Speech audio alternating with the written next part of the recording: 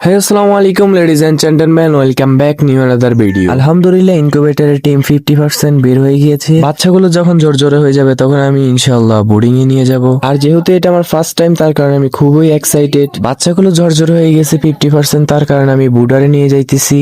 আর অবশ্যই আপনারা সর্বপ্রথম 2 ঘন্টা গ্লুকোজ খেতে দিবেন যাতে শরীরে একটা এনার্জি আসে, দখল কাটে। কারণ ডিম থেকে বাচ্চা বের হওয়ার সময় অনেক শক্তি হয়। আর গ্লুকোজের পানির সাথে অবশ্যই লেবু একটু মিক্স করে দিবেন। আর 2 ঘন্টা পরে পানি চেঞ্জ করে লাইসোফিট আর লেবুর পানি খেতে দিবেন। আর লাইসোফিট এটা টানা 3 দিন চলবে, সকালে আর দুপুরে আর রাত্রে।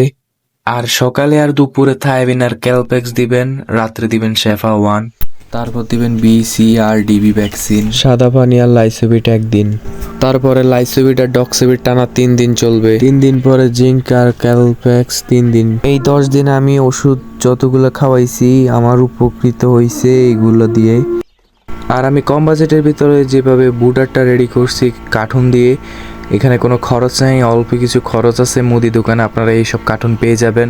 বুডারের জন্য এইসব ওয়ান টাইম কার্টুন ইউজ করা ভালো। আর আপনারা যদি বাজার থেকে লং টাইম ইউজ করার জন্য প্লাস্টিকের যে সকল শিট আছে ওইগুলো যদি আনতে চান তাহলে ওইগুলোর দাম বেশি পড়বে। ওয়ান টাইম কার্টুনের মুদি দোকানে পেয়ে যাবেন। আলহামদুলিল্লাহ আমি প্রথমবার হিসাবে আমি অনেক ভালো রেজাল্ট পাইছি। আপনারা সবাই আমার জন্য দোয়া করবেন যাতে আমি ভালো কিছু করতে পারি। আর কি করা যায় আমাকে একটু সাজেস্ট করবেন কমেন্ট বক্সে। আর আপনি যদি আমার ভিডিওটা দেখে উপকৃত হন তাহলে আমার চ্যানেলটাকে সাবস্ক্রাইব করে দিবেন। সবাই ভালো থাকবেন, সুস্থ থাকবেন, আল্লাহ হাফেজ।